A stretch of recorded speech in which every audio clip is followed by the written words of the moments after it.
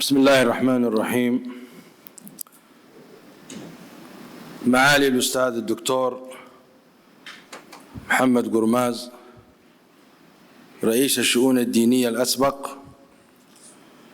سماحة الشيخ العلامة الأستاذ الدكتور علي القرداغي، سماحة الشيخ العلامة المفتي العام للجمهورية السورية الشيخ أسامة الرفاعي، سماحة الشيخ العلامة الأستاذ الدكتور عصام البشير، فضيلة الشيخ الدكتور محمد الصغير رئيس الهيئة العالمية لأنصار النبي صلى الله عليه وسلم، العلماء السادة الفضلاء الكرام، كل باسمه ووصفه، السلام عليكم ورحمة الله وبركاته.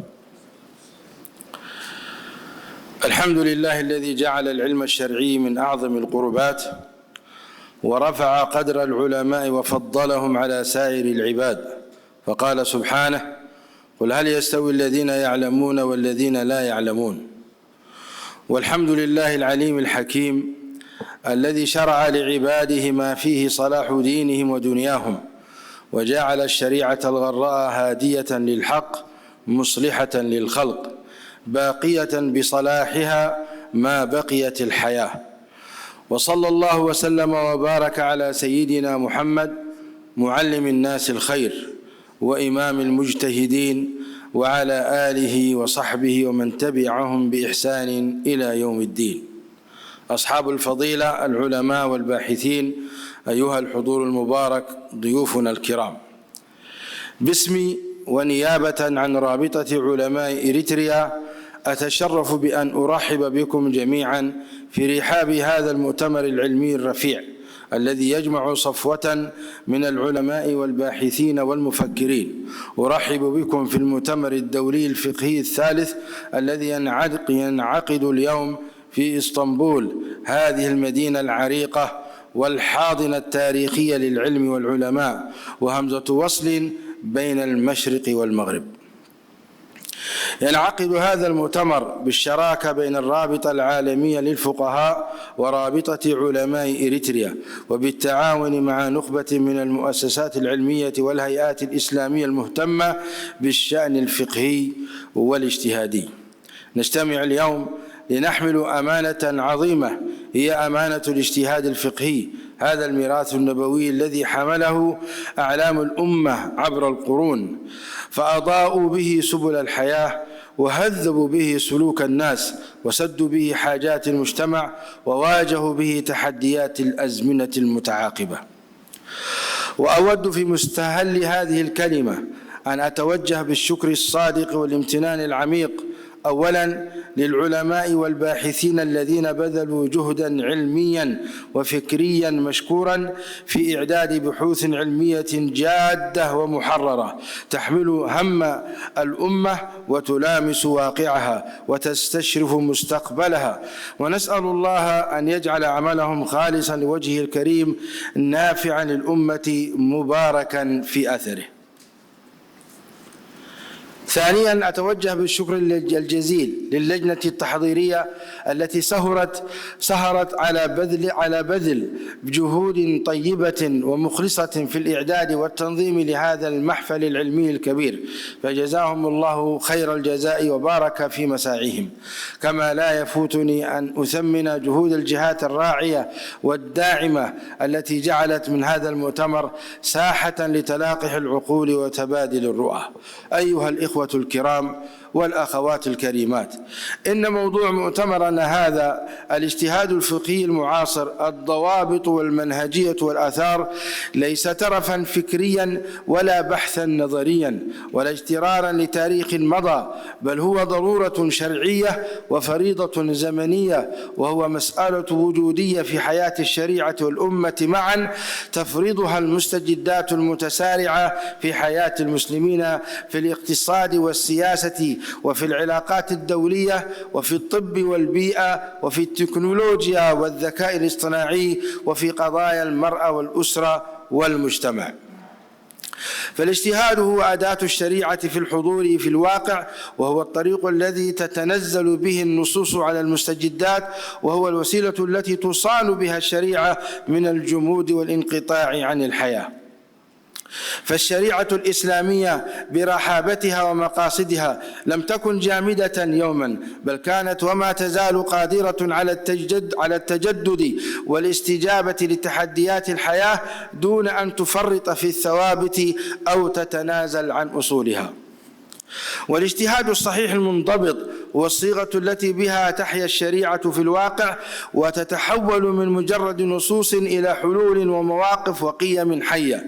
ولقد علمنا التاريخ الإسلامي أن الاجتهاد لم يكن يوما مقصورا على زمن دون زمن ولا على إقليم دون آخر، بل هو مفتوح أمام كل من توفرت فيه أدواته وضوابطه من فقه النصوص وفقه الواقع وفقه المآلات وفقه المقاصد ضمن رؤية جماعية واعية تراعي أبعاد التخصص وتنزل النصوص منازلها الشرعية الدقيقة.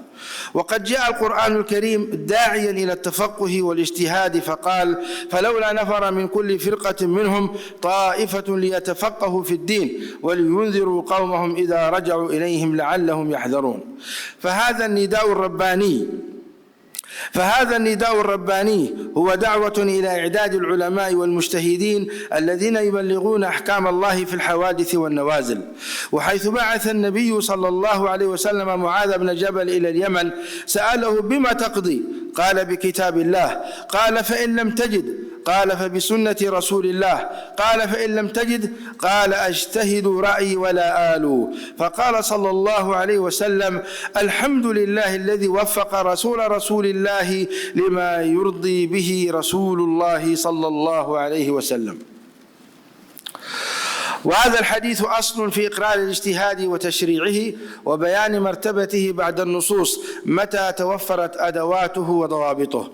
وقد قرر العلماء قديما وحديثا أن الاجتهاد ضرورة لا تسقط في أي زمن. قال الإمام ابن القيم رحمه الله تعالى: الاجتهاد فرض كفاية على الأمة لا يجوز تعطيله ولا تضييع شأنه، وهو ما لا يستقيم أمر الدين إلا به. إعلام الموقعين. وقال الإمام الشاطبي رحمه الله تعالى: إن الشريعة وضعت لمصالح العباد في العاجل والآجل، وكل مسألة خرجت عن العدل إلى الجور وعن الرحمة إلى ضدها فليست من الشريعة. الموافقات. أيها الأخوة الفضلاء والأخوات الفضليات، نحن نعيش اليوم في واقع متغير ومعقد تموج فيه النوازل وتتسارع فيه القضايا والمستجدات في الطب والصحة والبيئة وفي الاقتصاد والتمويل وفي العلاقات الدولية والحقوق، في التقنية والذكاء الاصطناعي، في الحياة الأسرية، بل حتى في الجانب العسكري. وهذه التغيرات تستدعي اجتهادا فقهيا معاصرا جماعيا منضبطا واعيا بفقه النص وفقه الواقع والمآل. وقد قال صلى الله عليه وسلم: إذا حكم الحاكم فاجتهد ثم أصاب فله أجران، وإن اجتهد فأخطأ فله أجر. رواه الإمام البخاري ومسلم. وهذا يدل على تشجيع الشريعة للاجتهاد وتحفيز المجتهدين.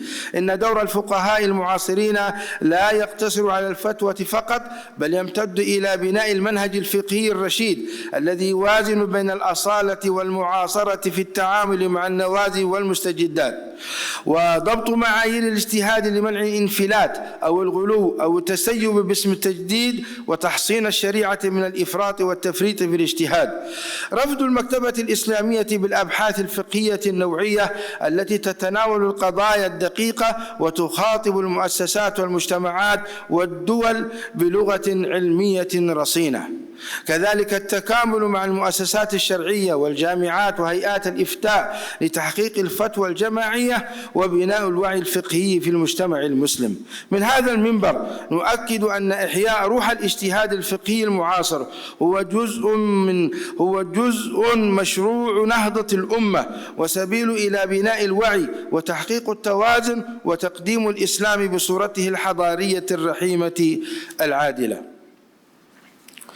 ولذلك نهيب بكل الهيئات والمجامع والمراكز الفقهية أن تفتح أبواب الاجتهاد أمام العلماء المؤهلين، وأن تتعاون في صناعة فتاوى جماعية ومشروعات فقهية تتناسب مع تحديات الأمة، لأن الاجتهاد الفردي وحده لا يكفي اليوم، والاهتمام بتوفير الدعم المستدام للفقهاء المجتهدين من خلال إنشاء أوقاف خاصة تعنى بتأمين متطلباتهم المعيشية بما يضمن تفرغهم للبحث والاجتهاد وأداء رسالتهم العلمية والشرعية على الوجه الأكمل.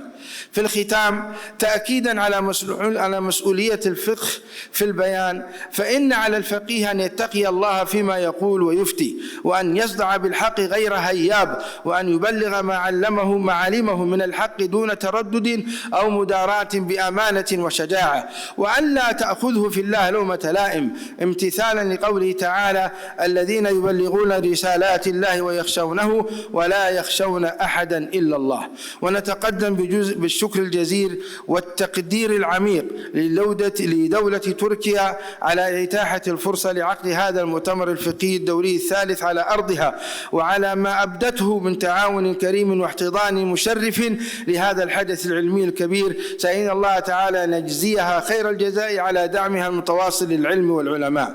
نسأل الله تعالى أن يكلل هذا المؤتمر بالتوفيق والنجاح، وأن يجعل من بحوثه وتوصياته منارات هدى وسبل رشد، وأن يخرج بنتائج نافعة وتوصيات رصينة تسهم في إغناء الفكر الفقهي وخدمة قضايا المسلمين. ونسأله سبحانه وتعالى أن يرزقنا الإخلاص في القول والعمل، وأن يجعل